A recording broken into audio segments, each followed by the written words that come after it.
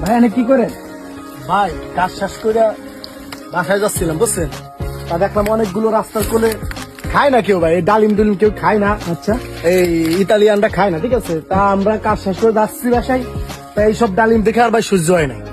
তা কি করবো এখন, ডালিম দিয়ে একটা ছিঁড়ে খাবো। আপনারা যদি দেখতে চান দেখাই আমি, সমস্যা নাই। এই দেখেন, এই দেখেন কত সুন্দর ডালিম, ওই যে ওই পাশে রয়েছে, এই যে রয়েছে, দেখেন এই যে দেখেন অনেক সুন্দর সুন্দর ডালিম, আচ্ছা, ঠিক আছে।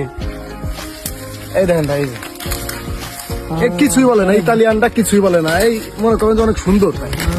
জিনিসটা যদি আপনারা ফাটাই দেখাই আপনি তো ভাই অবাক হয়ে যাবেন। আচ্ছা আচ্ছা দেখি আমি ফাটাই কেন ভাই, জিনিসটা অনেক হেভি। হ্যাঁ, হ্যাঁ অনেক হেভি, মানে অনেক সুন্দর, মানে রস আছে দেখতেছি, পড়তেছি। এই দেখেন ভাই, ভাই এই দেখেন। অনেক লাল টকটকা হীরার ভাই। মতো দেখতে। এ মালিক কিছুই বলবে না, আমাদের মালিক কিছুই বলবে না, মালিকেরই গাছ। কাজ শেষ করে বাসায় যাচ্ছিলাম, তা দেখে মনে করেন 2-4টা ছিললাম, ঠিক আছে। দেখেন ভাই, আপনি খাই দেখেন। আচ্ছা, দেখতেছি।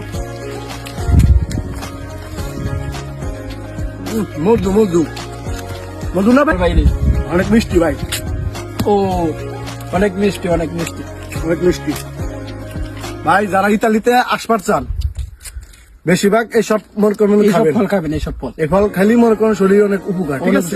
শক্তি হবে, ঠিক আছে। এই ফল খাইলে অনেক শক্তি, অনেক ভিটামিন আছে বলে, ঠিক আছে। আর বিষয়টা হচ্ছে, যদি কোনো প্রবাসীর কাছে ইতালিয়ান হোক অন্য দেশের হোক, যদি ভিডিওটা যায় সবাই শেয়ার করে দিবেন, সবাই লাইক কমেন্ট করবেন, কিরা কোন জায়গা থাকেন লাইক করবেন।